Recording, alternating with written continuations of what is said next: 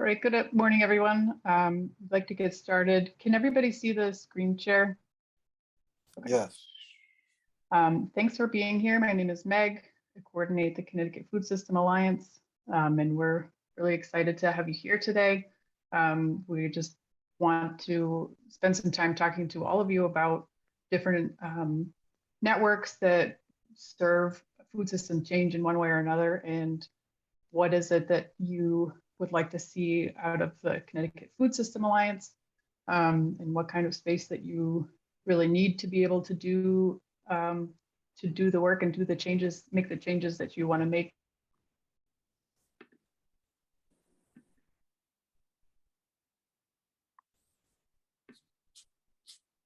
Just froze up, Meg.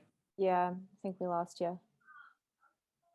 The introduction of this event is to talk about some network overviews, the Vermont Farm to Plate and Maine Food Convergence, just some examples of other food system networks in our region and how they do their work.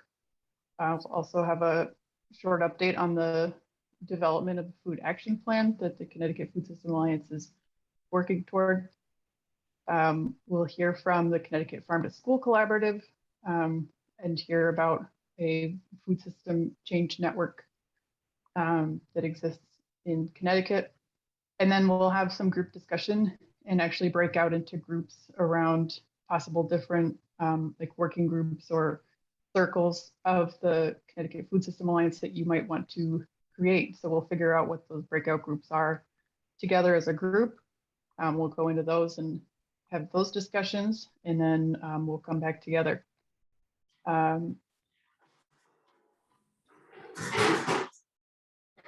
I'm going to turn it over to Marcella for the first part of the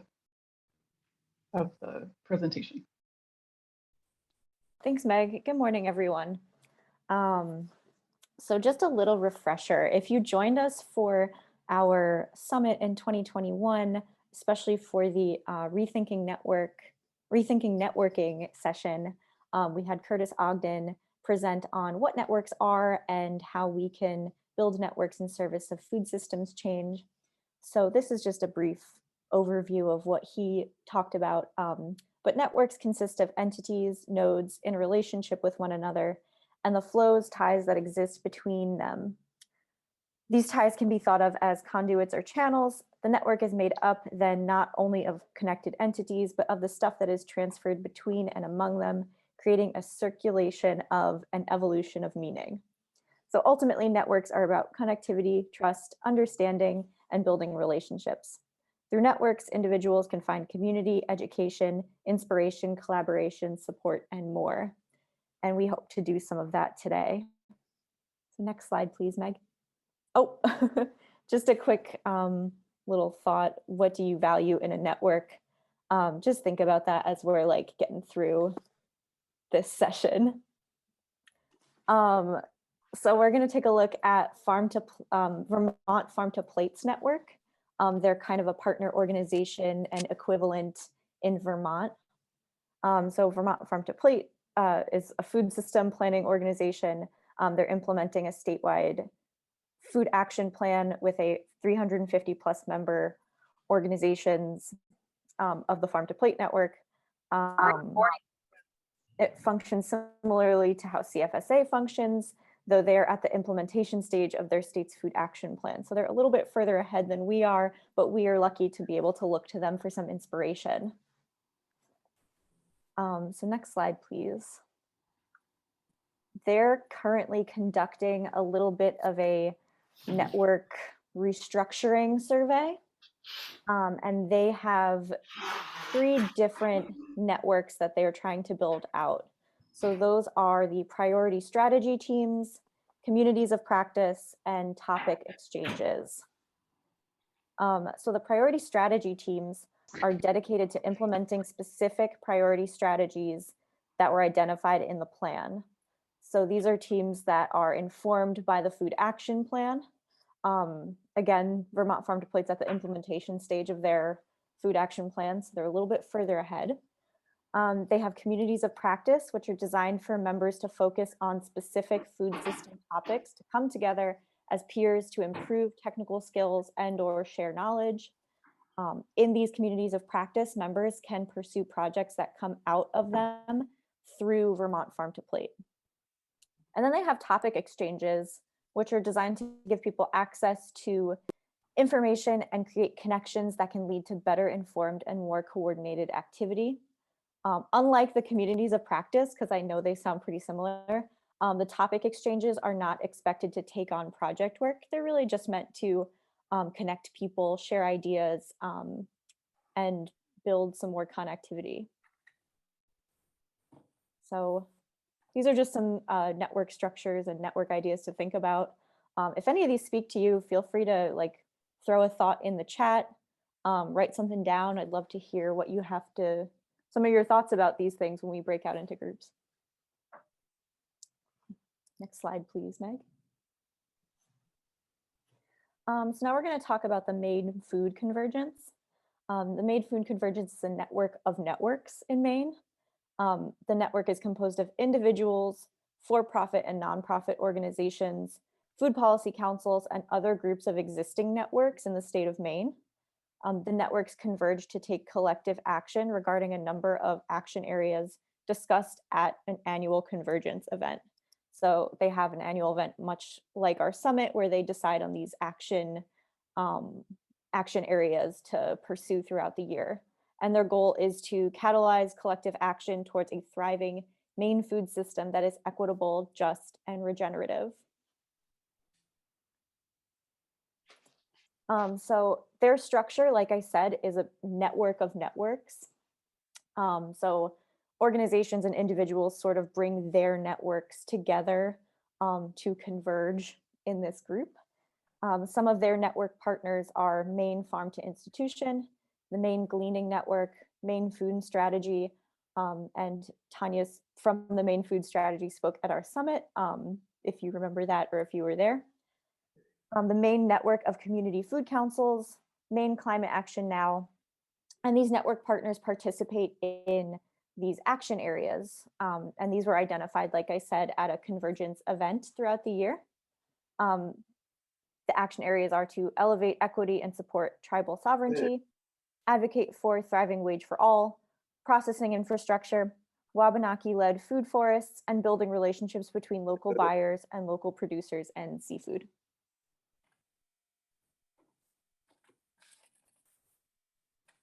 So I'm going to turn it back to Meg, who's going to talk a little bit about some previous network structures of CFSA. Thank you, Marcella. Yeah, so the Connecticut Food System Alliance, we used to have several what we were calling sub-networks. There was an anti-hunger sub-network, and some of you today are folks who participated in that different work. There was a farm to school group, and I hope I'm not incorrect in saying that I think that that group did some of the foundational work to the before the Connecticut Food Collaborative or Farm to School Collaborative. The Youth Food Justice Alliance is now its own network. And so the different activities that were going on with these sub-networks were collecting and sharing information about the fruit and vegetable incentive programs, coordinating shared grant proposals, sharing policy priorities between food policy councils. There was a mobile market sub-network when the state's mobile produce markets were getting started up so that they could share best practices, share out policy advocacy alerts for anti-hunger. And these networks would come in and do work kind of individually, but come together at our CFSA gatherings and sort of report out on what they had been working on. I really like the way that the sub-networks of the Connecticut Food System Alliance many have spun out into their own self-standing networks. I think that's a great strength of this, to be able to create new energy around a topic and getting together and kind of becoming its own independent organization. or its own independent network. And so that's kind of some of the different network activities that the Connecticut Food System Alliance has done in the past. And lately we've been sort of on the main, there's been a really just the general food network has been our practice. We haven't really had any specific network spaces because we've been kind of focusing on the whole food system network. Connecticut food. And now the main work that we're taking on is developing a food action plan. The food action plan is really a roadmap for changing food policy and food systems and agriculture throughout the state. Food action plans contain a baseline that tells you what the Connecticut food system looks like now. That includes data indicators and the food security rate, SNAP, food stamp participation, land preserved in agriculture, things like that. So it includes data indicators that we use to measure progress toward the vision. The vision is really what we want the Connecticut food system to look like. And we being the network, as in all of us participating in CFSA events and work. How do people get food? What's it like to grow food here? And hopefully that we're looking at things like equity and we're looking at things like land access. That would all go into the vision. The goals are the broad strokes for achieving the vision. That is, for example, increased consumption of local food or ensuring farming is a viable career. And then strategies, which are the more specific pieces that correspond to the goals and describe what types of policy and action, whether that's whether that's for the government or for community organizations to plan out their work, what kind of steps should be taken to advance the goals to ultimately achieve our vision. We've been looking at a framework called Whole Measures for Community Food Systems to use as a starting point for the food action plan. There's 6 values-based areas of practice for that were developed in the Whole Measures for Community Food Systems, and I can share this link after if you're interested in learning more about it. But the 6 values areas include justice and fairness, strong communities, healthy people, sustainable ecosystems, thriving local economies, and vibrant farms. So those are all the different value areas that this group who developed the Whole Measures for Community Food Systems framework identified as like the different practice areas that need to be worked on for a thriving community food system. So addressing injustice in the food system, addressing the needs of food system workers and food access for everyone under justice and fairness. Strong communities really being about responding to community food needs, supporting healthy neighborhoods, and building collaborative and diverse relationships. Healthy people being around health and well-being for all people and making sure that people are connected to the land in a way that that is meaningful to them. Sustainable ecosystems, so enhancing and protecting biodiversity, climate resilience, sustainable agriculture, and thriving local economies. So making sure that the food system offers good local jobs and long-term stability, building community wealth equitably, and sustainable development. And finally, vibrant farms being ensuring that farms are economically viable, protecting and caring for farm workers, and caring for animals. So this is a framework for looking at the different sorts of action areas that would go into a food action plan. And we're looking at how we would adapt this framework for a Connecticut food action plan. And so the work areas this year are with farmers markets, be convening market managers and personnel to exchange stories and identify ways to collaborate as well. And while we're doing that, we're collecting farmers market stakeholder perspectives for the food action plan. We'll also be doing work this year with youth and older adults in kind of a storytelling based process to facilitate conversations between youth and older adults about food. If you grew up growing food, or what your experience is of cooking and eating food, like at school or in supportive housing and things like that. And through that, we'll be working with those participants to develop recommendations from them for the food action plan based on those collected stories. We're working with the Hartford Advisory Commission on food policy that will include recruiting more community members to participate in that commission, as well as connecting the local policy priorities in Hartford to the state level plan.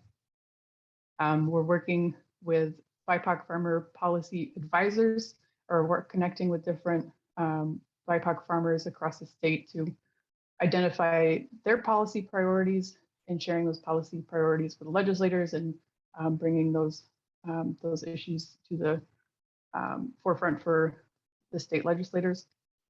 In Eastern Connecticut, we're participating in a USDA grant to connect with partners in Eastern Connecticut who are developing a local level planning and want to be able to connect that up into the state level plan. And the general plan development this year is around growing the network, which is what we're doing here today to connect with you all. Developing the food plan framework, which is the whole measures framework that I mentioned earlier.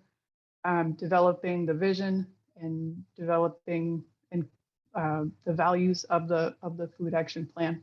And so there's going to be events with the Connecticut Food System Alliance throughout the year that we're inviting everyone to come and shape those things, shape the vision and the values, give us feedback on the framework and all of those things. And then some other sort of technical things of just collecting the data sets that show us what the food system looks like and looking at the existing plans in the state that affect the food system. So like the Governor's Council on Climate Change and things like that, because we don't want to be repeating work or running over work that's already been done.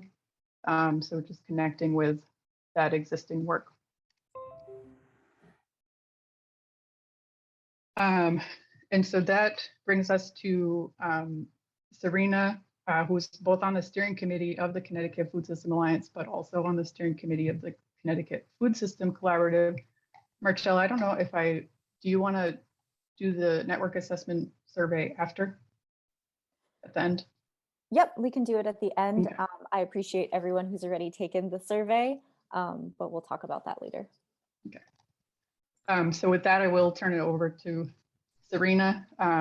We want to hear more about the Connecticut Farm to School Collaborative and how that network works. And through that and the different Maine and Vermont networks that will help us launch the conversation that we'll have today together. So thank you, Serena. Awesome. Yeah, thanks for having me. And just a quick note, Megan, Martella, if Charlene Rodriguez joins, she's also co-presenting to me, but I think she's running a little late. But if she joins on, just so you know. Just give me 2 seconds, everyone, while I share my screen, and then get going. All right. Does everyone see the presentation? Oh, but you're seeing all of my next slides, aren't you? Yeah, it's in like the Okay. presenter view. Yeah, let me make it full screen instead. Nope.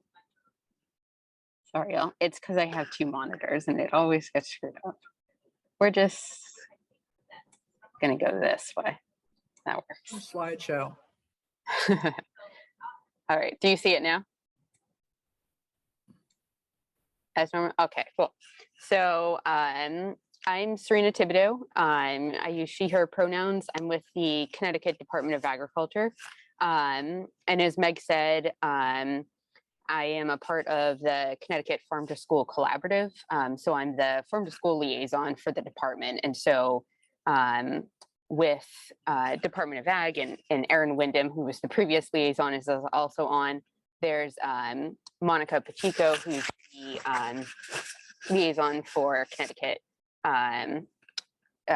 School Department of Education. And then there's Food Corps, Yukon, Put Local on Your Tray, and Connecticut Dairy. So just to say, the Connecticut Farm to School Collaborative is a pretty broad stakeholder group consisting of kind of organizations, but also just interested educators and school food directors and people working in farm to school in the state.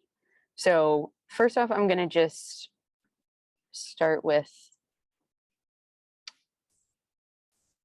sorry, my computer's frozen. All right, a little bit of history. So the Connecticut Farm to School Collaborative was launched in May of 2016. It was formed as a multi-stakeholder partnership to pursue projects together that no one partner could do alone. So, just from the very beginning, it was really meant to be a networking and capacity building group. And as you can see here, early coordination was provided in kind by Yukon Extension and Food Corps. That is still true. Yukon and Food Corps kind of lead the charge and planning for the group, but then it used to be hosted by Hartford Public Schools Food Services, and I'll talk about it, kind of how it's evolved over time. But in 2018 and 2019, this was all before my time, but there was a pretty large strategic planning effort that the collaborative underwent, funded by the Kendall Foundation, and that was kind of the beginning of the formation of what the collaborative is today. And so similar to kind of a process that Meg was just describing, that the Food System Collaborative hopes to go through to develop the food action plan, it was a mix of individual conversations and outreach, small group work, and then there was a large summit, which some of you on this call might have been at. And then I just wanted to also mention, so Connecticut Grown for Connecticut Kids Week is kind of, has been one of the kind of foundational programming or events for Farm to School in Connecticut. And the Connecticut Farm to School Collaborative has always played a huge role in helping to kind of steward this week along. So the Connecticut Grown for Connecticut Kids Week, it's historically been the first week of every October, and it's just meant to be a celebratory, promotional, educational event highlighting what farm to school means and what work is going on in the state. And so this is the menu that was made for last year's event. And so there was a number of different kind of activities that schools could engage with and other organizations. And then there was additional activities on the site too, but trying to kind of both highlight programs that have been developed, such as like by Put Local on Your Tray, the Hardcore Crunch Challenge, but then also ones that were from community organizations that we wanted to uplift and that have a part of it, such as the Iga Farmers Coalition and New Grain Roots. And then down at the bottom too, just to point out this little apple that says, check out the menu for early childhood education. So ECE in the probably about the last year and a half has started to kind of come into play in the collaborative and kind of just in the farm to school space in general in Connecticut. There's been a lot of statewide momentum around it. So just trying to kind of figure out how they fit into the collaborative and how best to support those groups. And the Department of Public Health is also really involved with ECE centers as well as early childhood. All right. And I just wanted to put this slide up first because it was pretty fun, but so this was just a Jamboard from a kind of summit activity that we did of asking folks what classifies someone as being a farm to school partner or stakeholder. And so there's not one answer. Absolutely, you can see that that's clear from this from the sticky notes, but just also, the collaborative, we always try to keep in mind that not only are there kind of a huge diversity in terms of different stakeholders and whatever who are interested in being a part of the Farm to School collaborative, but also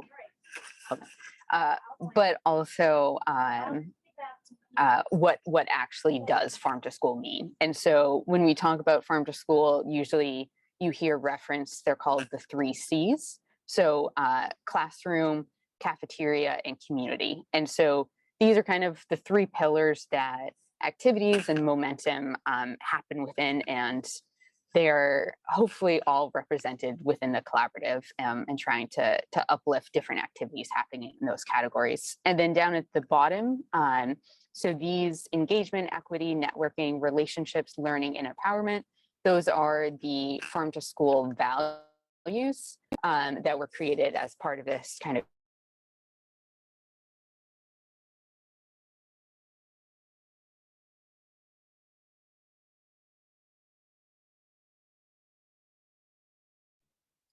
Serena, I think we lost you.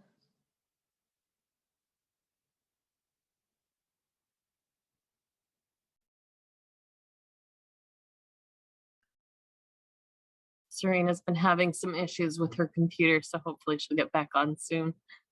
Okay. Thanks, Erin. Yeah. Oh, there she is. Sorry, y'all. I didn't even realize I dropped out until it said rejoin. What was the last thing that you heard? I'll put my screen back up again. Sorry, y'all. I thought that the internet in the office would be not a problem at all. The 3 C's. You mentioned Okay. about the 3 C's. The 3 C's. Okay. That was a bit ago. Sorry, y'all. Okay. Let me.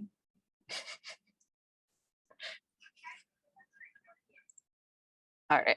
So so the three C's, classroom, community, and cafeteria. And so I was just wrapping that up by saying, just trying to make sure that not just there were being inclusive and represented for a diversity of stakeholders, but also a diversity of interests and what kind of engagement level folks have with Farm to School and what it means for them. And then just mentioned it, engagement, equity, networking, relationships, learning, and empowerment are the values of the collaborative. And then I'll talk about a little later about kind of how that's been more fleshed out in goal statements and whatnot. So at the end of 2019, beginning of 2020, the Farm to School Collaborative got a coordinator. So this is Nyri Hodges, the previous project coordinator for the Connecticut Farm to School Collaborative. She moved on to grander and better things for herself out in Washington, and we're currently recruiting for a short-term project coordinator, and then we'll be looking out to have kind of a more permanent person in that position. But Nyri was really instrumental in kind of helping to move the collaborative into the next era and the next kind of formation. And during this time, another big thing that came out was the creation of these 3 different action teams. And so there's the resources and funding team, the values-based sourcing and purchasing team, and the education team. And so all of 3 of these teams have kind of distinct functions, but in essence, they're all trying to bring folks together and create a network space for people who are interested in those specific topic areas. So resources and funding team, I'll talk a little bit about a specific project that they worked really hard on, but all about building momentum and advocacy for farm to school work in the state. Values-based sourcing and purchasing, Shannon and I have transitioned it into being more of a best practice sharing space and a space to hear from speakers and leaders in the field who are doing this work and kind of trying to just create a space for conversation. And then the education team, they have they have a lot of different projects going on, and they also have I couldn't find it to put it up here, but they also have a youth focused team, and so that's been a really important component of that team as well. And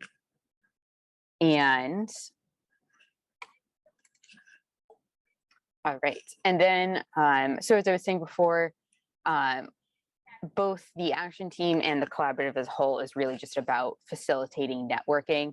And so one of the main ways that that's done through is monthly collaborative meetings. And currently, Food Corps and Put Local on Your Tray are providing some coordination and facilitation for those. And we'll have lots of new exciting changes about kind of how those meetings are going to be structured. But right now it's usually alternates between every other month being a presentation of bringing someone in and then having it be more of a working meeting. But there's always time for, they're called open mic at the end, for groups who are on to be able to share out what work they're doing and just kind of let everyone know, and a space to just really make some connections. And then action teams have either monthly or bi-monthly meetings. And the Google groups, there's Google groups for both the action teams and then also for the collaborative as a whole. And that's kind of our primary communication tool. And then other events. So we have, I put on the right, the flyer for the last Connecticut Farm to School Collaborative Summit last April. Some of you might have been there. And so that was really the point in time when the collaborative was starting to kind of rethink and reimagine what its values are and what its purpose is. And so, oh, that's a little bit out of order. Sorry. So the Connecticut Grown for Connecticut Kids grant, I'll talk in a sec, but I just want to continue this chain of thought. So re-examining priorities and goals. So these statements, the mission statement, the commitment to anti-racism, and the community agreements, which I didn't put here because they're very long, but if you're interested, they're all on the collaborative website. So these new frames came out of a lot of work with Farron Harvey from Farron's View, acting as our consultant to help kind of facilitate through this process. And they did a really amazing job to getting some feedback from people who were in attendance at the April Summit to kind of contribute into this as well. And so after these priorities and goals, kind of taking a look at like, okay, we're saying this, we stand for this stuff, but how do we actually put it into action and represent it? And so that's how the steering committee came to be. And so in November of 2021, announced that the Connecticut Farm to School Collaborative is recruiting people to apply to be part of a new steering committee. And this came about in multiple forms, and it had been talked about, since the beginning with Nairi with us, but really it was kind of starting to feel like the leadership of the Connecticut Farm to School Collaborative, it had been these pretty large groups like, DOAG, CSDE, UConn, that had been involved since the beginning and were really kind of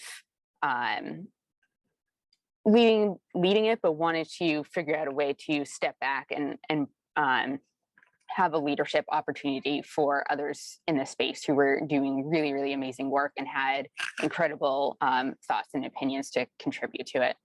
And so we got lots of really amazing submissions from the steering committee, and are excited on the next collaborative meeting on March 16th to be able to welcome all of the members and introduce them to everyone. Charlene's not on by any chance. Are you, Charlene?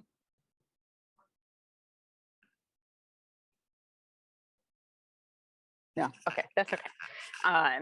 Charlene is one of the new steering committee members, and so was just going to speak a little bit about her experience of being part of the collaborative and whatnot. But you will meet her and everyone else if you come to the March 16th meeting. And just to skip back, sorry, this was a little out of order. I just wanted to mention the Connecticut Grown for Connecticut Kids grant as one of the kind of primary like new pushes of the collaborative, and really come out of the resources and funding team to kind of bring forward and get it introduced and passed in legislation. But just wanted to mention it in terms of, yes, the collaborative space is like an incredible networking space and kind of just getting folks in the room to talk, but also has kind of these larger projects as well that help to propel it forward and keep people interested and engaged in the collaborative. So this is just another, the Connecticut Grown for Connecticut Kids Week, and then some more exciting things coming up. But just that's been a pretty important component of kind of having those momentum pieces to keep the network moving forward. And yeah, and please visit the website at connecticutfarmtoschool.org. You can find all information on there about the action teams, about all of the community agreements and so forth. And yeah, and you can sign up as well for the Google groups to kind of be kept in the loop and when all of the meeting times are. But yeah, I would love to answer some questions too. If anyone has anything, I'll stop screen sharing so I can see you all. Okay, thanks, Serena. There's one in the chat from Denise about DEEP's education programs. I did, yes. So Sue Quincy, she in particular has been involved with the collaborative since the beginning, and she has worked with Dawn and Jiff, I know. I don't know if it's tied in, but I definitely know that Sue is engaged in that group. I don't know exactly how it relates to the Food, Land, and People program.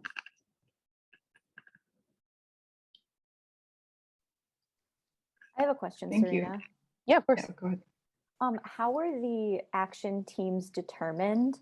And could you give some examples of some of the like presentations or activities that the teams have done over the years? Sure. Yeah. So the action teams, kind of one of the biggest kind of inspiration points for how they were formed is actually the Vermont Farm to Plate Collaborative. I can never remember what the name is, but so that was kind of the impetus for the structure point of them. And in part, it was because there's so many different components of Farm to School. You know, it has one benefit of a network of almost being a bit, I don't want to say easier, but to get a captive audience and have a momentum because it's kind of one specific topic. But there are still so many different components of it. And so the action teams was kind of an attempt to, you know, there was so many different things that people were interested in, but trying to distill it and make sure that people had enough time to kind of really delve in and discuss and connect with people who are working and interested in their specific areas. So for instance, the resources and funding team has been pretty focused this whole kind of last year and a half on the Connecticut Grown for Connecticut Kids grant. So a lot of their work has been, or a lot of their meetings have been pretty action-oriented driven, but they've had people come on to do presentations about kind of how to advocate and support bills. And then the values-based sourcing and purchasing team that Shannon and I work on. Our last meeting was Latha Swami from city of New Haven, and she was talking about the Good Food Purchasing Program that her and Lexi are working on there. And then also they were joined by Rachel, and I'm forgetting her last name, Rachel from the Common Market. They're a large food hub, and they have a really kind of prominent instilled program in terms of value-based sourcing and purchasing. And then the education team, they have kind of different components to them, but the youth team, they actually had their own youth summit. And so a lot of their meetings were kind of focused on planning that. And then another big thing from the education team has been working towards kind of the creation of a Connecticut Farm to School Summit or like training institute. Sorry, I'm just gonna keep this phone.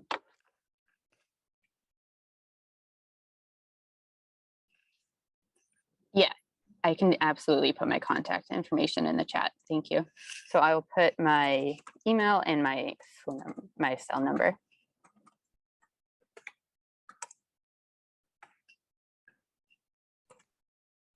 Thank you. Are there any other questions either about Serena's presentation or any of the information that Marcella and I shared?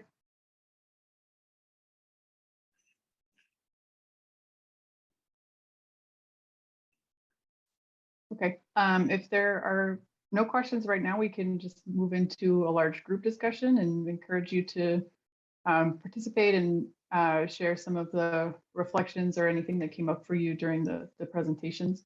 I just wanted to start by asking what networks you're a part of that already that relate to food and farms. I know that New Connecticut Farmers Alliance is here. Obviously, the Connecticut Food Farm to School Collaborative is one of them. But please, what types of networks are you already involved in with food and farm work?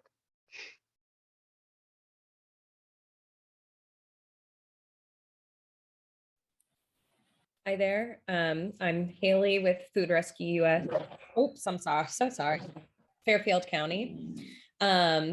I participate with a few people on this call with some town food collaboratives.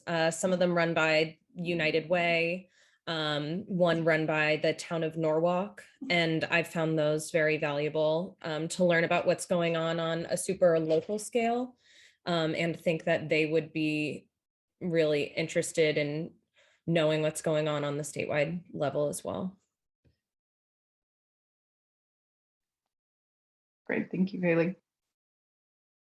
Yeah, and that's a good example. I would say like food policy councils and food collaboratives. There are a few around the state would be examples. I know that the Food Share Hunger Action Teams, that's also an example of the network on the local level.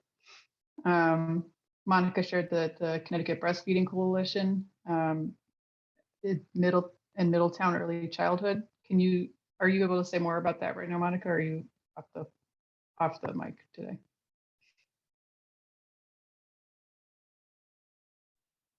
Sorry, I'm joining from my phone, so it takes me a few minutes to navigate. So the Connecticut Breastfeeding Coalition is, I've been a member of the Food System Alliance since the beginning, and didn't really consider like the overlap between the Breastfeeding Coalition and the Food System Alliance until more recently, because there's been a shift, I think, nationally to try and get folks to consider the first food that a person has and access to breastfeeding and the racial components around like who gets support and the racism around who gets pigeonholed into breast milk substitute feeding and all of the stuff that follows from that. So I've been trying to just figure out like how can we collaborate more and bring that to focus for our state. And then locally in Middletown, we have a lot of folks who are interested in anti-hunger work and food access, and it sort of coalesces because there's many of those folks are part of the early childhood network. So I don't know if that's helpful or not, but I'd love to just talk more if there are other folks who are interested in either of those sort of overlap areas. No, that's great. I love that connection between just making more connections between different, especially public health things. But this breastfeeding connection is definitely needs attention. Any other thoughts, MC? I don't want to put you on the spot, but I'd love to hear about the new Connecticut Farmers Alliance if you can. I see. Oh, sorry. Oh, sorry. Yeah. I see Denise. Denise had your hand raised. I just want to make sure that we get to you. Okay. Thank you. I wasn't sure if someone else was going to speak first. I'm with the Connecticut Association of Conservation Districts and also the Connecticut Council on Soil and Water Conservation. So we're definitely working on the sustainability work, the environmental sustainability work that surrounds farming.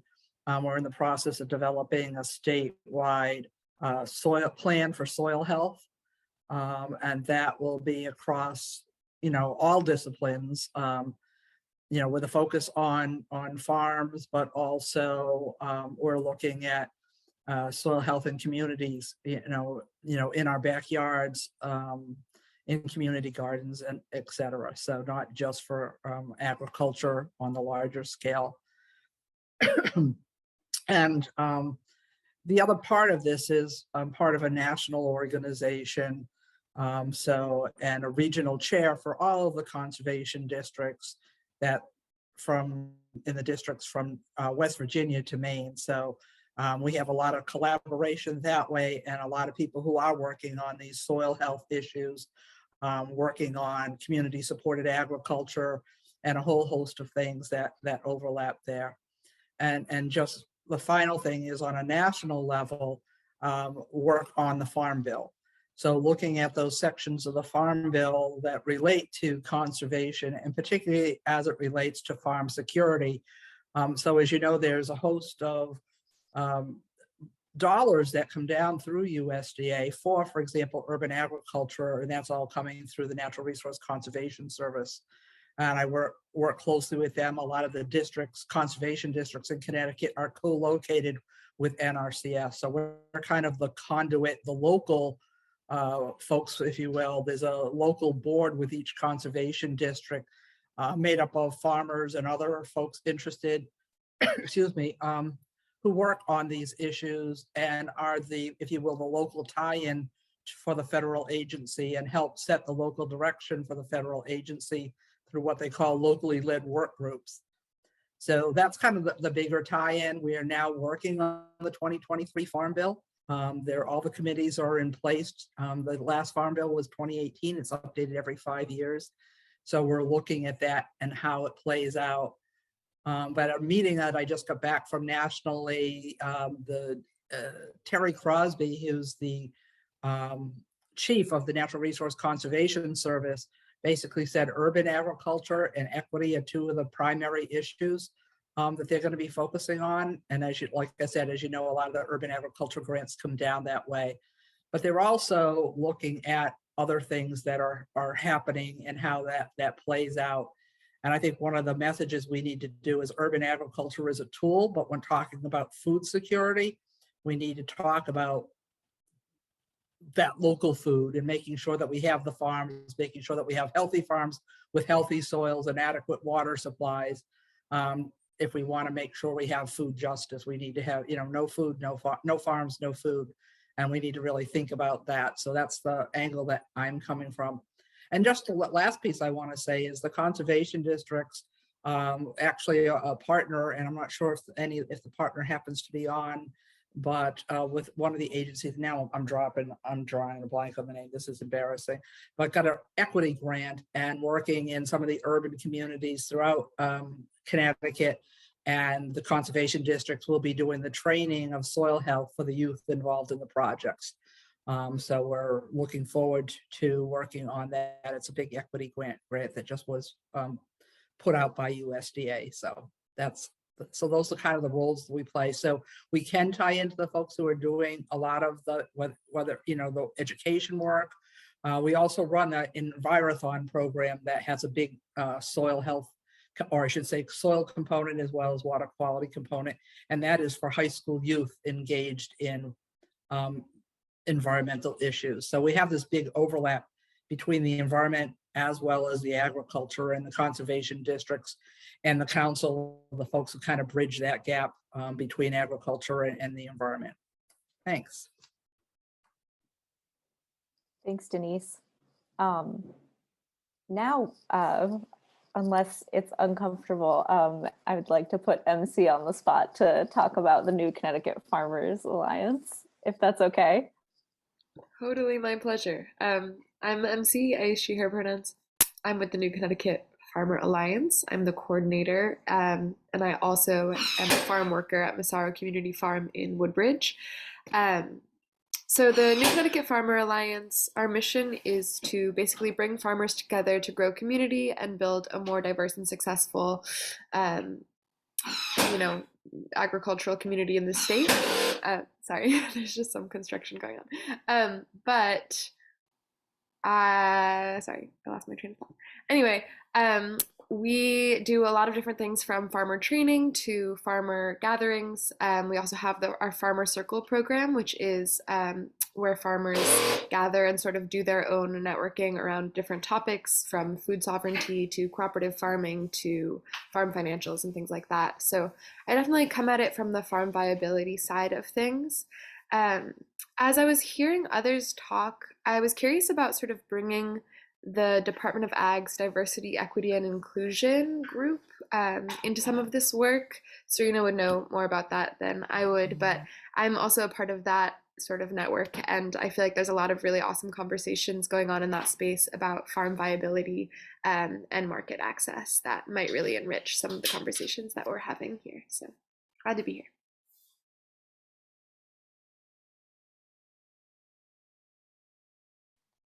Yeah, that's great. Thank you. I would, if Serena, if you do have any updates about that group, I know that it's pretty new. Yeah, sure. I'm happy to chair. And there's also there's actually going to be an article in the Ag Report this week with an update about the group, because it's been almost a year since it was announced. So after I'm done talking, I'll drop it in the chat. But so what MC referenced is the Department of Ag Diversity, Equity, and Inclusion working groups. And so there's about 45 individuals, many who are BIPOC producers or work with or represent BIPOC serving organizations throughout the state. And kind of their goal is to come up with a set of recommendations for the department and for the ag industry statewide about how it can implement better programming and policies to be better serving for new and BIPOC farmers in the state. And so I'll post in the chat to the website that you can kind of look at the meetings and the organization of the groups and kind of what has been discussed. And all of the meetings are also open to the public too. So if anyone's interested in sitting in, you absolutely can.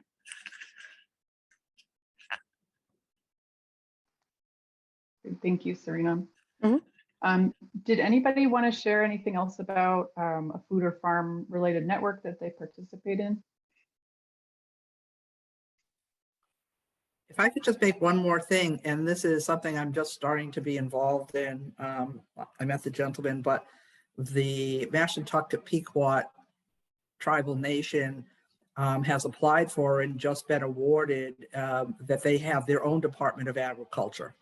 So they have a new farm manager. And so as a tribal nation, they get to have their own Department of Agriculture. So that's something new, that it may be something that we want to take a look at in terms of a network.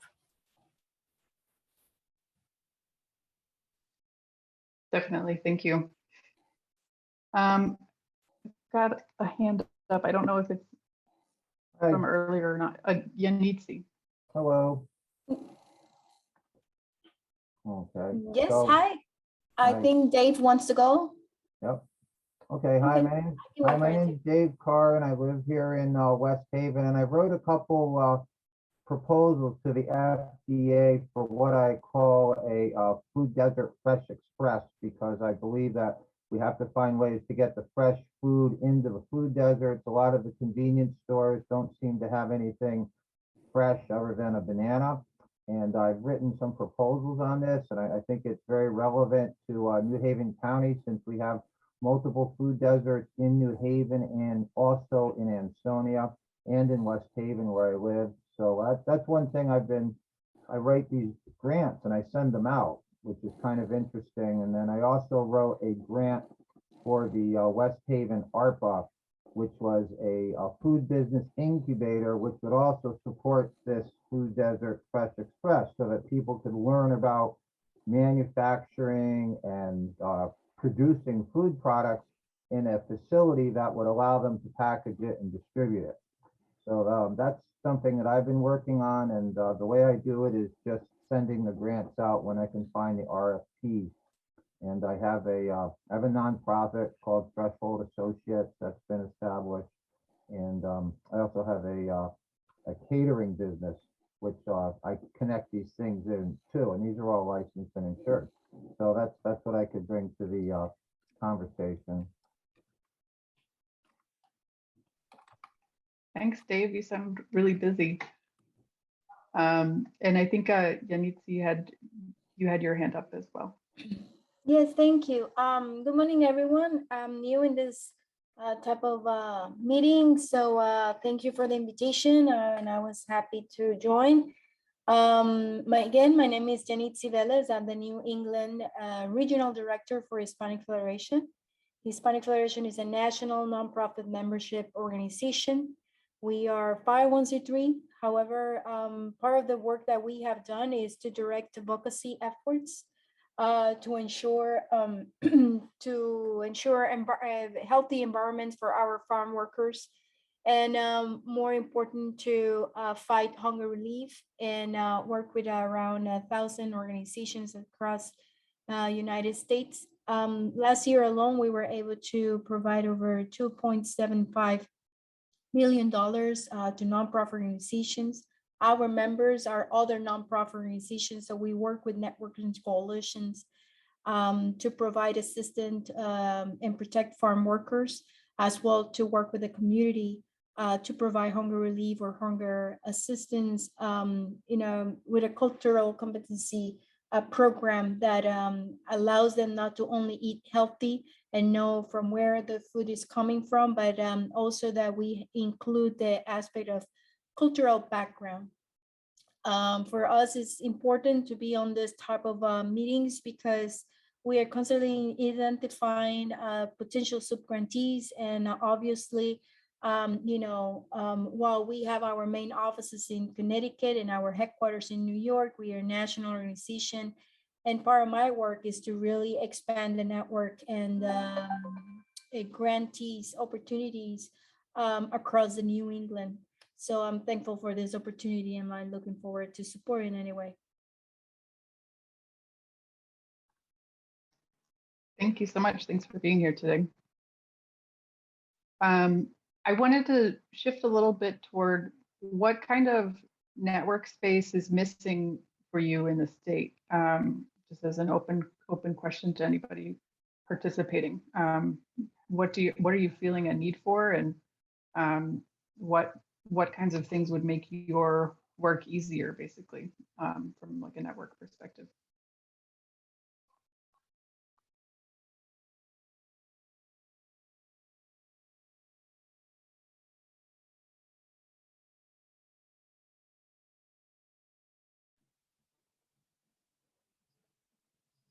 Please feel free to unmute yourself and contribute.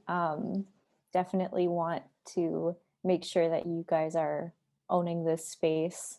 But just to start, I mean, I would love more spaces where we can sort of share our ideas, maybe like share resources and skills. I know speaking sort of as a communicator relatively new to this space and working with mostly small organizations, it puts a lot of pressure on everybody if you're trying to seek out people to review your work, or even just like improving yourself and improving your skills. So I'd love some space where we could sort of collaborate, share resources, and even like, you know, check over each other's work, make sure we're all sharing that knowledge, sharing those resources with one another. Martha, I see you have your hand raised. Yeah, I think what's missing for me, and I filled out the survey and I didn't understand this question. So now I kind of understand the question, so I'll answer it. We've seen a little bit of it in this conversation today about, and I think Monica, your overview of the breastfeeding network and not necessarily recognizing fast that the overlap between things, and that there are so many things going on, a handful of which are represented in this meeting. And this whole notion, what's missing for me is space where those connections can be illuminated, explored, kind of like the network of networks that, much like Vermont Farm to Plate is doing, that I think it would be powerful beyond belief almost, if we start exploring these connections in a state that is geographically as compact as we are. Yeah, I think that's a really good point. And I think especially through the pandemic, people are noticing these connections, these sort of like cross-sector connections. So it'll be important to keep making those. Other folks, what kind of, and I know it's kind of hard sometimes to describe something, to the absence of something, but what are the types of activities that would help you connect to other people in food spaces? Or and we've been, as examples, we've been throwing around like a book club, or it could even be more physical, like seed swaps. But just those different kinds of networks. I think that some of the things that we've talked about have been a network of networks, which maybe sounds a little too meta, but it is a great way to, share different policy agendas and connect people who are already connected within their network.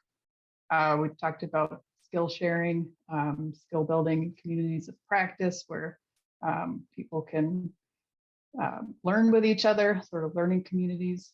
And there's also these action-oriented teams and working groups. But just curious about what sorts of stuff would be worthwhile to you.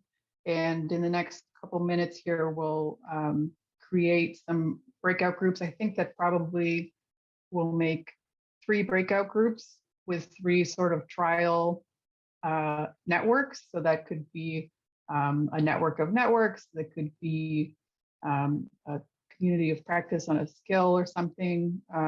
But just together here, what sorts of things would you be interested in diving a little deeper on? One thing I'll just add, and sort of compliments to Marcella as well, she's done a really great job building out our outreach through the CFSA listserv. And I think one of the challenges is always bringing people together at the same time, right? So having those interim communications with resources, updates about what's going on within the network, sort of throughout the state, is super helpful in terms of just triggering an idea like, I'm going to follow up with that person, or this is a great thing I want to connect with someone on. And I found them to be really helpful in the interim between our meetings and other convenings. So great job, Marcella. And, resources, expanding resources like that we can sort of, without bringing everyone together, because that is a challenge for a lot of people, having those opportunities to connect are really helpful. Yeah, and a note on the listserv, I do want to kind of promote that as a space that anybody can contribute to. So if you get the listserv emails, if you get the legislative updates and the newsreader and things like that, you're also somebody who can post to the listserv, and we would really love for that to be like a network space. So when you have an event going on, or even if you have a question, or you see like a national policy issue come up, or a new grant program come out, that's space that we want to create for people who are doing this work in the state, and you're open to be to use it. But yeah, thank you for mentioning that. Any other thoughts on what types of spaces that you would want to be working in together? I'm gonna fire out a couple over here, Meg. I think for me on the super local level, my day to day, week to week, the farmers market is a network. It's a weekly visit. It's a weekly touch point. It's a weekly experience to share and communicate.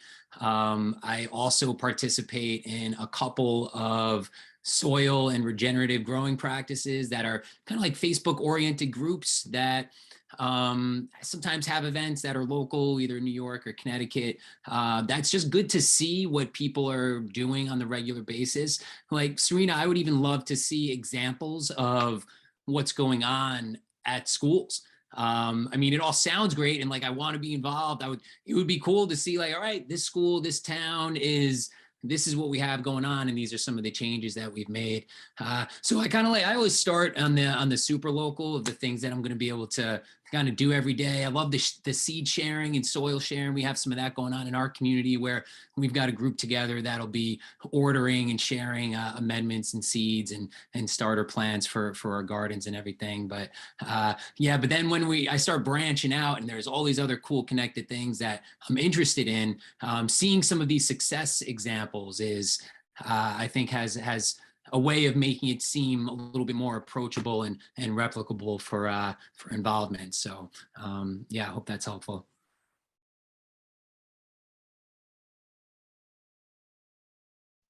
Yeah, thanks. MC, go ahead. Yeah, I really resonate with a lot of what other folks have said. Definitely resonate with the idea of like more sharing about different things that are going on in the state, especially through the listserv, as a way to avoid overlap and work together. I would also just add to the conversation that there's kind of two communities of practice, I guess, that I would be really interested in. One being building my capacity and my organization's capacity to fundraise in any way other than writing grants. I think there's so there's so much I'm feeling right now because I'm writing some grants, that there's so much constriction on what our organization can use grant money to do, and there's only so many educational workshops for farmers that are needed. And so I'm really interested in learning about ways that other folks do that work and building my capacity and building sort of our collective capacity to do other sorts of fundraising. And I'm also really interested in using this network to build relationships of trust that then can sort of help us do coalition-based political organizing and fighting for sort of broader change. I think the longer I spend in the nonprofit world, the more constricted my view of what's possible in terms of change becomes. And that's really frustrating. And like as a group, I think we represent a lot of really powerful organizations. And I think that like trust-based relationships really help organizations be able to take more risks just in terms of like what we want to fight for and what we want to advocate for, so that we really feel able to step into our power and ask the Department of Ag for more and ask the legislature for more and ask for sort of comprehensive and true change instead of like continuing the sort of cycle of grant cycle after grant cycle. But that's just my perspective after spending the last 3 days writing a grant. So take it with a grain of salt. Yeah, so I'm hearing, I mean, so right now our goal is to set up 3 breakout groups around some different topics that would energize you, that would be something that you would be interested in participating in. So I just heard funding from MC as well as policy. I don't know if we could make those 2 separate groups or not. And then the skill share is also something that came up. So just interested in hearing your thoughts on what would be the best use of your time for the remainder of this meeting. So which things would be interesting to you to participate in. Can I make a suggestion? I mean, this has become kind of almost a little bit of a compact group. I know that people had other things.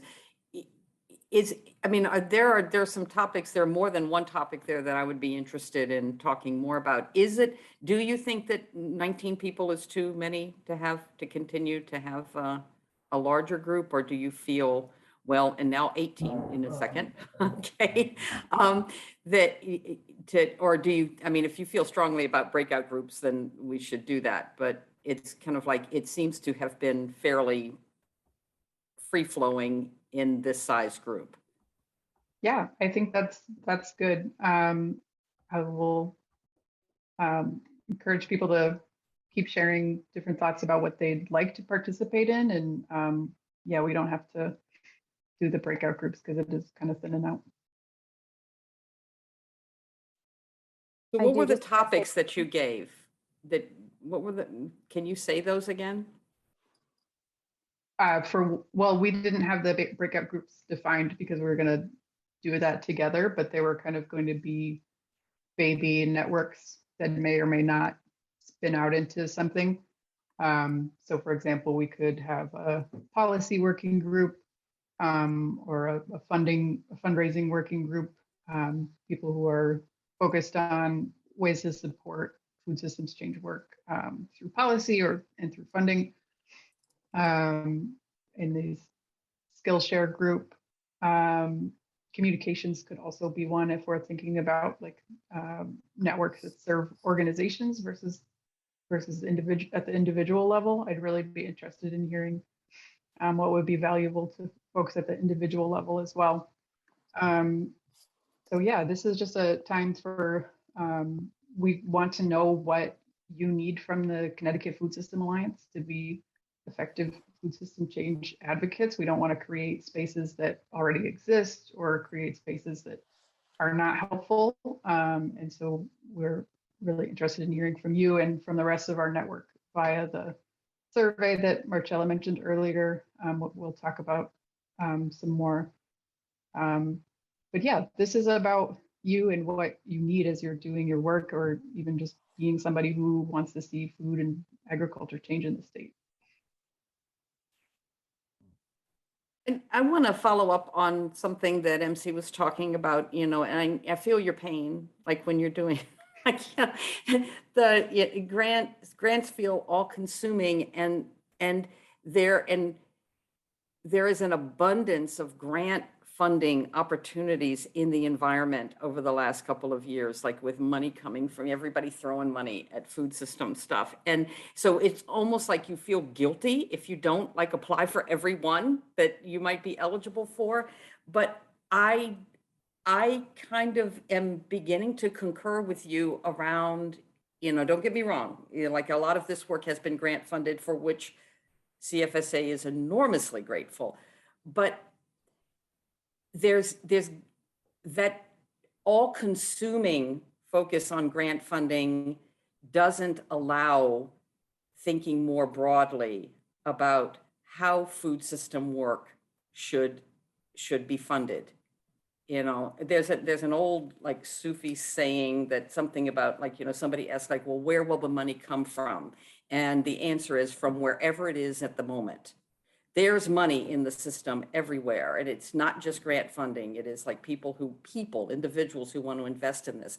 But the idea of being able to think comprehensively about that when there's like an inundation of grant work is hard. And I would be interested in further exploration over time about kind of like how one thinks about investment in the food system differently than the way it has been trained into us as nonprofit organizations. Well, Meg and Serena, I may be conflating multiple meetings, and you might be able to help me pull out which group I'm thinking of for this. We had someone who spoke several times, I believe, from the philanthropic coalition about engagement with the food system through like personal philanthropy. And maybe it would be of interest to people to bring someone in from that coalition to talk about what that might look like at some point, or even just seeing if they'd be open to answering questions on an individual level. I don't know. That may have been something that came up in ESF meetings. It's been a few months since we've had one of those.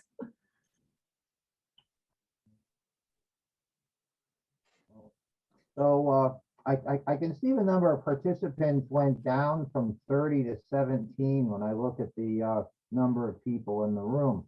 So I think that's interesting. And my part about this is that back in the late 80s and the 90s, we used to manufacture a Omaha steak product in the greater Philadelphia market. And I got involved in the wholesale, and I've, had the trucks coming. I've seen the tractor trailers. I've unloaded the $50,000 and more value tractor trailers, and I've seen the volume of food. And it's in Restaurant Depot. It's down at Hunts Point. You see it coming into the Hartford terminal. And when I look at those food, when I look at those quantities of food, and I know those price points, that's to me is the injustice. When I know that I can go right out now and buy 50 pounds of onions for $13, and I go to the store and they're $1 a pound. So that type of inequity is what I recognize the most. And then there's that whole part of it, which is one whole part. And then the confusing part to me that I don't understand at all in Connecticut is that although our growing season is getting longer and our climate is becoming more favorable, especially for growing things like hops and grapes, which is really interesting. But to actually bring that product to the market and be able to deliver it to people at a price point that's competitive, I don't see that. And that's where I get stuck. And that's what's most confusing to me.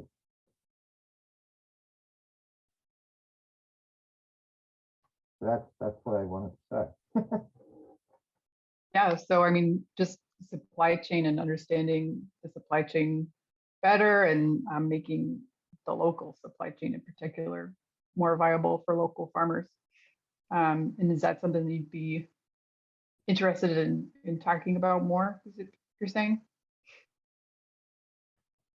I'm very interested in it, and I know that I've been to the Massaro farm a couple times. It's not too far from where I am, and I go to the farmers market in New Haven, and I walk through, and there's beautiful stuff in there. But then I see the $10 a pound hamburger, and I wonder how does that get out into the broader level of food justice and getting food to people who can't get it because they're in a food desert.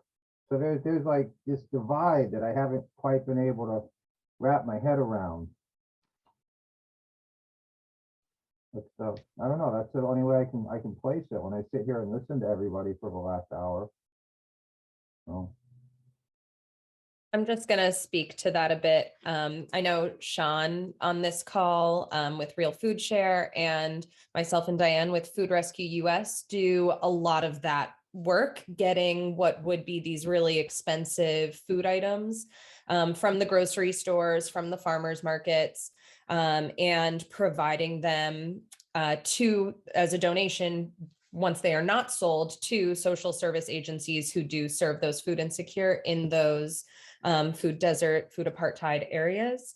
And really and this is just complete, I guess everyone comes to this completely selfishly. I mean, I only know what I know and what my organization does, but I would be very interested in having the opportunity to connect with the wholesalers and hit that level of the supply chain and see if there's an opportunity for food recovery at that level. Whereas right now we're really focused on the retail level.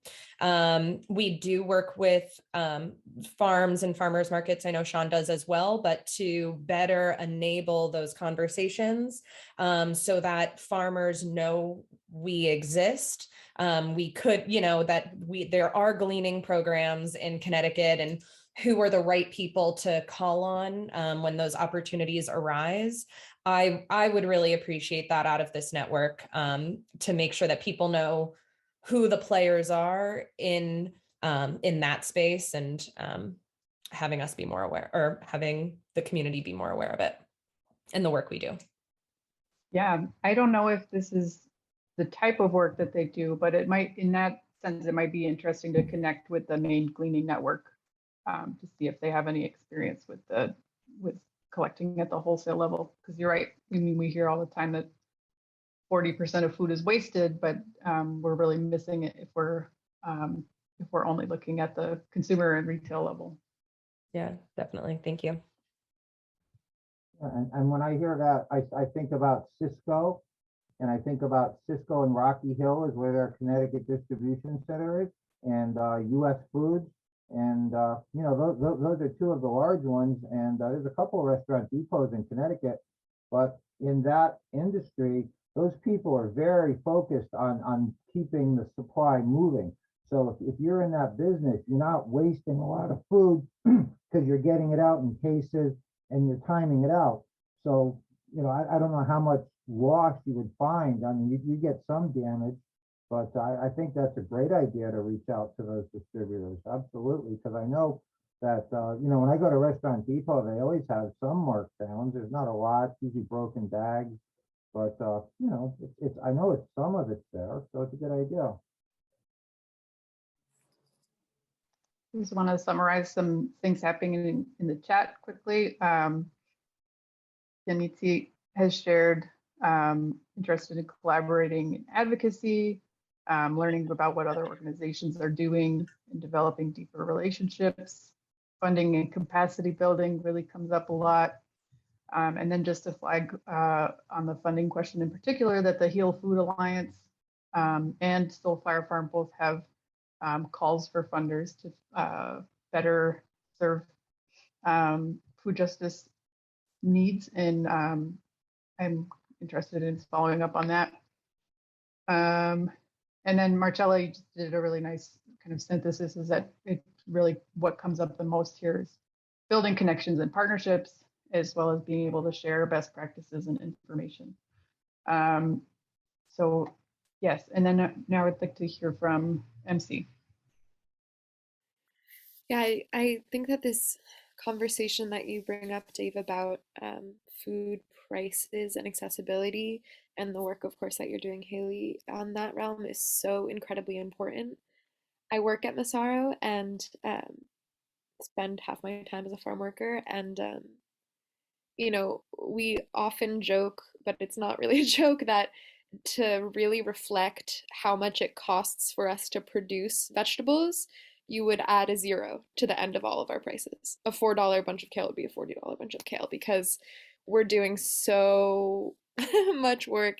And I feel like it's really important to acknowledge that the way that you even get that $4 bunch of kale at the farmer's market, which is already like totally inaccessible for the majority of consumers, but the way that you can even get it there for $4 a bunch is just purely through labor exploitation. Like, my farm is really wonderful. I'm really lucky to work there. We don't get paid for overtime. We don't get health care. We don't have benefits. I don't have retirement. Like, it's all through labor exploitation.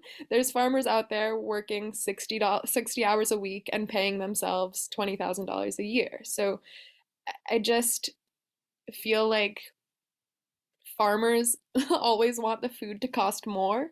And then of course there's this other side of the conversation where like the food needs to cost less. And so I wonder if there's room in this network, or there's room in this conversation for just like considering like labor as a really important piece of this puzzle, wherein like even raising the minimum wage for farm workers and like giving them access to healthcare and access to overtime wages might sort of make the people who are producing the food able to actually, or like that much closer to being able to actually purchase the food at the farmer's market.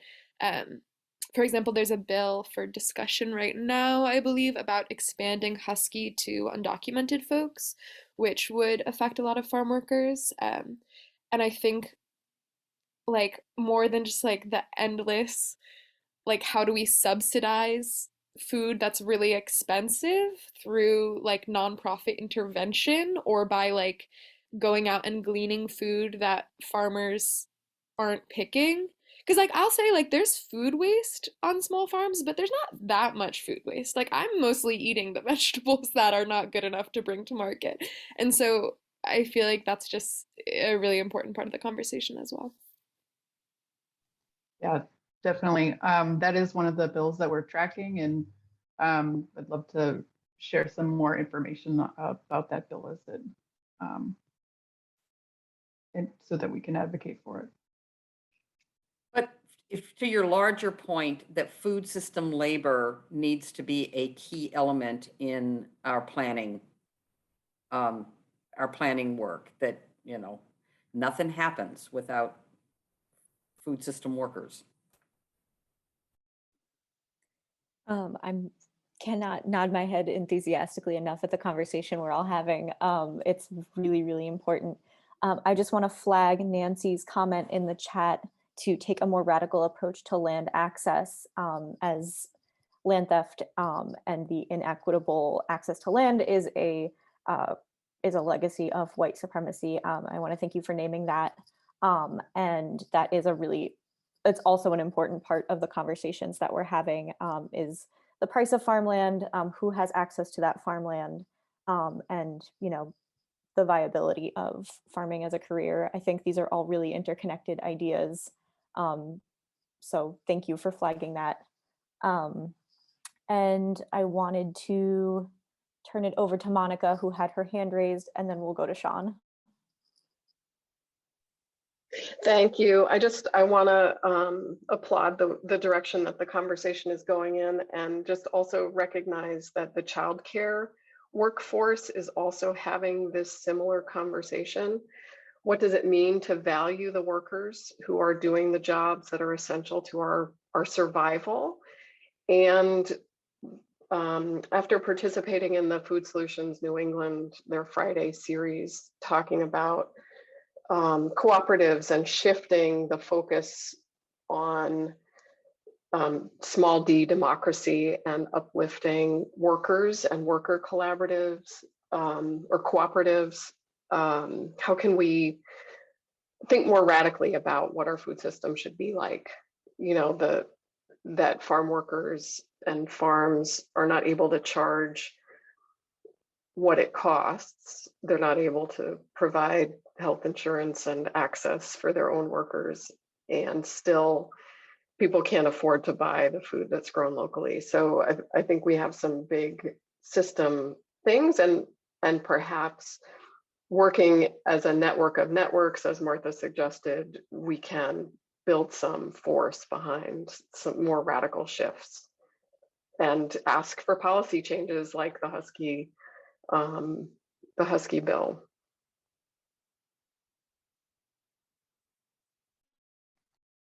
Absolutely, thank you. I don't know who had their hand up first, but I'll go to Sean. Yeah, great. I can't figure out how to put my hand back down, but I will in a minute. Yeah, first, on a quick read, the post that Sarah shared on the call to funders I mean, it's phenomenal. And then I'm going to jump right back to the super local part, which is, Hail AMC, we've touched on it, but when engaging with farmers, like, it's important to me to buy local food. Like, everything we're talking about is we have to support local. And you start to get this sense when you go to farms and talk to farmers and you walk around farmers markets, you get to know that feeling that MC just described of they are working around the clock to provide us this food, and the scale of it is hard to grasp unless that's part of your personally sought out network. The second thing is you also notice, at least in our region, the huge lack of diversity in the farmscape. I mean, it's almost non-existent in our region here in northern Fairfield County. So you see, and I guess my point is by on a personal level, on this local level, by continuing to be present and build these relationships, I get this exposure. I've gotten this exposure and that kind of emotional connection to a lot of these issues that you might not otherwise get and might not otherwise really want to be kind of tied to or involved to, or seek out other expanded networks of how to be involved in a little bit more change there. So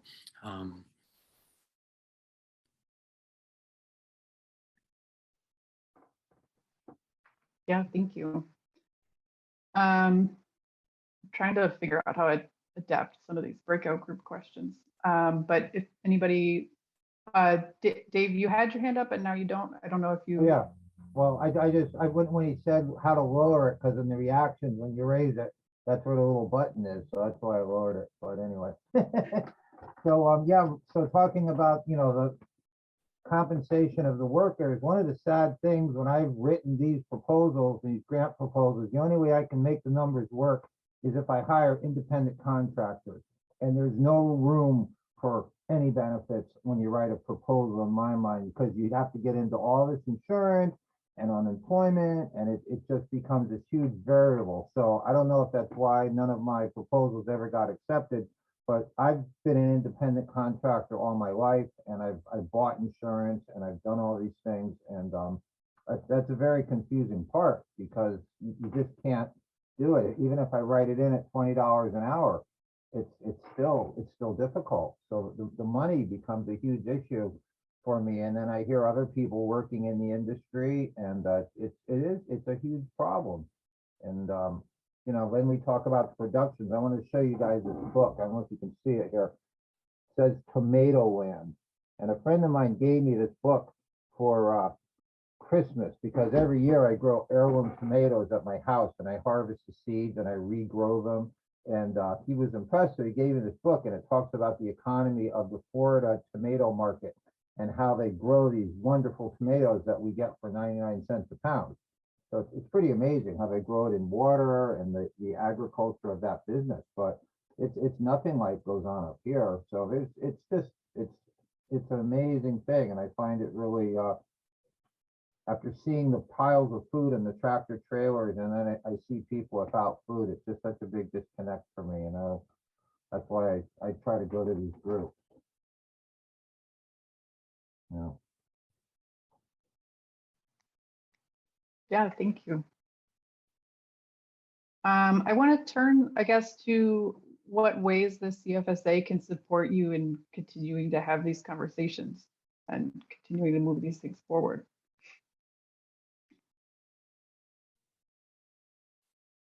One of the things that hasn't come up in this is, I mean, we're thinking quite locally, and there have been a couple of references to broader networks that go outside Connecticut. But I do think that one of the things that CFSA is in a good position to do, because of the involvement with the regional work, is connecting local networks to similar work that is going on throughout the region. And, you know, and I think that that's really important. When you know, Sean was talking about the commitment to eating local, and it's when you try to define what local means, it's like, okay, is it Connecticut? Is it, you know, New Haven County? is it New England? Does it include Quebec and New York? I mean, so what is it really? And I think that having that kind of perspective, like that we are small geographically, what opportunities are there in thinking a little bit more broadly throughout the region? And, you know, what opportunities are there to solve some of our food system problems by seeing what Maine has been up to, or Vermont, or Massachusetts?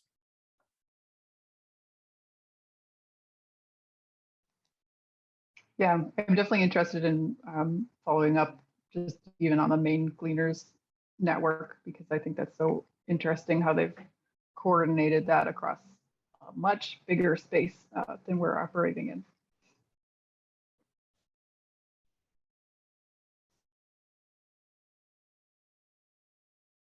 Yeah, Nancy says in New England, it's less realistic to eat locally year round, but there's obviously limitations to to what we can produce. And MC mentions regional networks, New England Farm Worker Council, Southern New England Farmers of Color Collaborative, New England Farmers of Color Land Trust, and then land trusts at the local level as well. Are good connections to be making. Thank you. Any other thoughts? Oh, go ahead. Sorry, Meg. So to go back to the question, I didn't have anything to build off of what Martha said, but something else that you'd like to see. And I thought of it when you mentioned that you were considering a book club. I love the resources that Marcella sends out when something goes, when there's something that may be of concern in the news. I would also encourage and ask for that list to include maybe podcasts or other ways of consuming media. I am not the best reader and get so many emails that at the end of the day, I'm like, can't read anything else. but if it was a documentary series that came out on something related, I'd love to hear from you guys about that as well. Thank you so much. That's definitely something I want to incorporate more of, especially I'd like to flag Whetstone Media's new podcast series that they've put out. They're awesome, just truly an incredible publication that I'm glad to see is branched out into different forms of media, because you're absolutely right. Not everyone has time or energy or, the bandwidth to read an article, but putting out a podcast is a great way to get information. So thank you for that. And I will incorporate all of this feedback into the resources that I share. Thank you. This is it's a wide-ranging conversation that we're having right now, just from making the adjustment from like the focused groups. But I'm just curious is this type of open space valuable to you? Or we could do monthly on a topic, we could dive into the gleaning, but kind of keeping structure loose. And is that the type of thing you would be interested in participating in? For me, I really think that's valuable. And I liked when Serena mentioned having open mic space in meetings. And I've seen a couple of other New England food system organizations like New Hampshire's Food Alliance. They do something kind of like they gather proposals for presentations for people to do, just so, especially to hear from the same people over again. Sorry, everyone.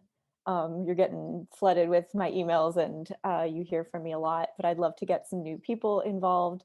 Maybe have opportunities if you're working on a grant or something and you need people to review it, or you're interested in finding some partners for an event, or to advocate for specific legislation. I think open space for that just to have is awesome.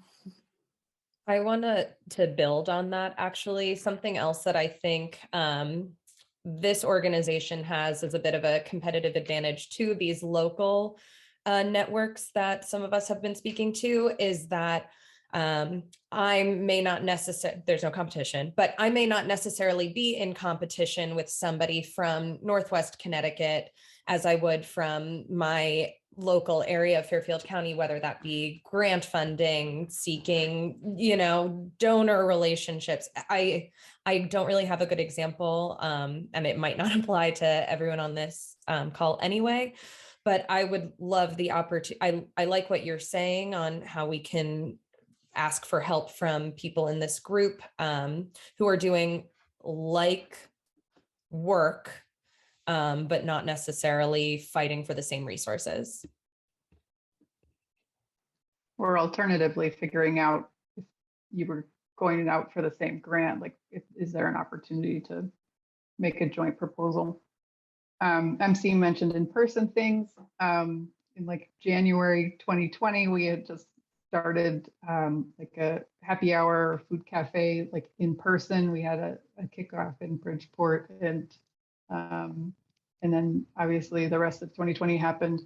So yes, I'm also looking forward to in-person things and doing the types of things like at the summit that was held at Grace Farms. I think that holding space specifically in community gardens or on farms could also be great space. But I appreciate that people are interested in this type of conversational space. I mean, there's so many different obligations that we have, and so if you are interested in just being able to talk and raise these issues and figuring out what types of actions the CFSA and that all of us as a network can take to advance things, whether they're land access or gleaning or really anything that comes up out of those, I think that would be a great thing for us to start working on.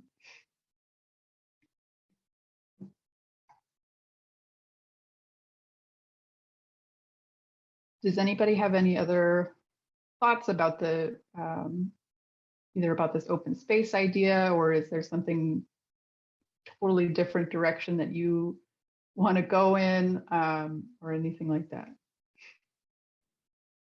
I guess just to hammer in another things that I would love to see, on 2 points, examples, and even just use as talking points as we find them, as even Martha was saying, on kind of more regional level outside of our super local here, but examples of projects that are years in, that are working, that are, I don't think there's too many, I haven't seen any earth-shattering brand new concepts. A lot of it's out there and is being done, and we know how long it takes to kind of shape things up and get projects going and get collaborations going. So I love seeing the examples of when I look at the listings of who's awarded different USDA grants or state grants, and you see what some of these collaborations are between organizations that you may not even, sometimes I wouldn't even think of it. So I guess going through examples just kind of allows a little bit of a spark to say, well, maybe we could begin conversation or an alliance or a partnership that you may not have even thought of. So I think using examples of some of the good stuff that's going on is could be pretty powerful. So yeah, there we go. Great, thank you. Dave. You're muted, Dave. I always try to turn it off. So I just put the link in the chat about the Watson Farms Community Garden. And this is something that I participated a little bit in because I cooked food for them that they had prepared there. And we had an event. And the idea was to have different corporations who had campuses turn over some of their space to a community garden. And you can still go by there and see the remains of this. It's over near the Tractor Supply on, I think it's Morgan Lane. But yeah, she had a huge garden there. It was probably half a football, maybe a third of a football field. And the community was allowed to come and get things, and the employees worked on it. And it was a very cool thing. And it was just on their corporate property, and they supported it with the fertilizer and the water. And that was a great thing, but they've since been it didn't continue, but it was a very visionary thing that Moira Watson was leading, and that was something that was very inspirational to me. Yeah, so I'm hearing like showcasing different work that's going on. I mean, just building off Sean and Dave's points together, but even just sampling of different types of work that's going on and seeing, are there ways that we can connect? Are there ways that we can work together? Or is there an opportunity to launch this in some other space?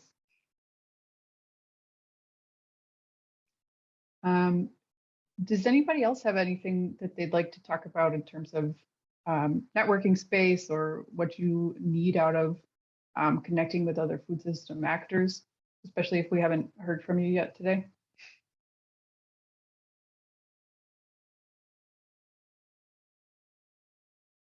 All right, we're going to be synthesizing the conversation here, coming back to you with some of the different themes and figuring out what our next steps are. I think that an open space with setting out with the intent of it being an open space from the beginning, and we can design this a little bit differently, and hosting these things at different times to be able to accommodate people's different schedules and things like that. But we'll go back over this meeting and pull those things out and get back to you.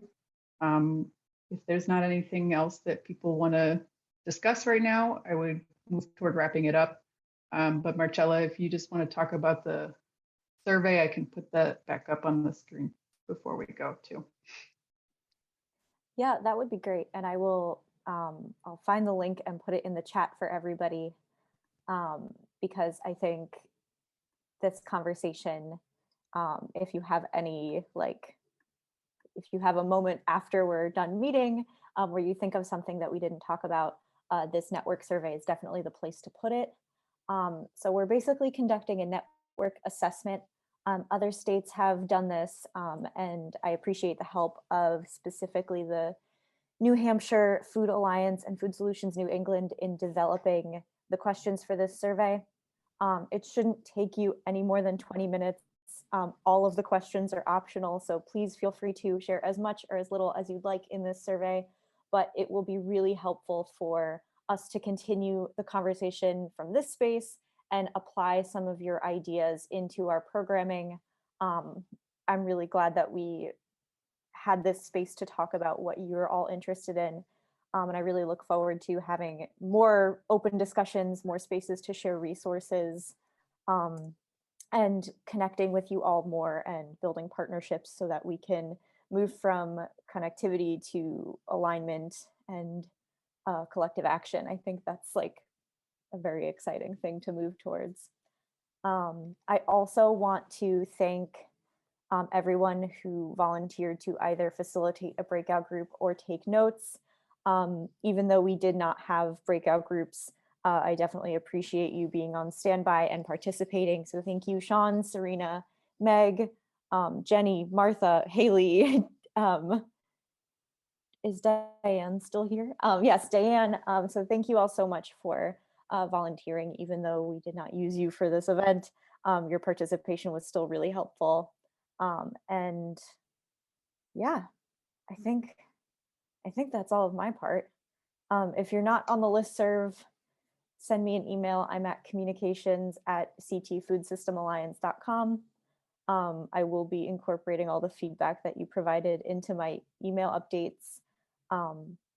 So thank you. Meg, I don't know if you had any wrap up comments. Yeah, I guess one thing that I've been curious about now since it was brought up, but if anybody does have a podcast that they already recommend to go in there, so the Whetstone being definitely one of them, but if anybody wanted to share that before we go, that would be cool.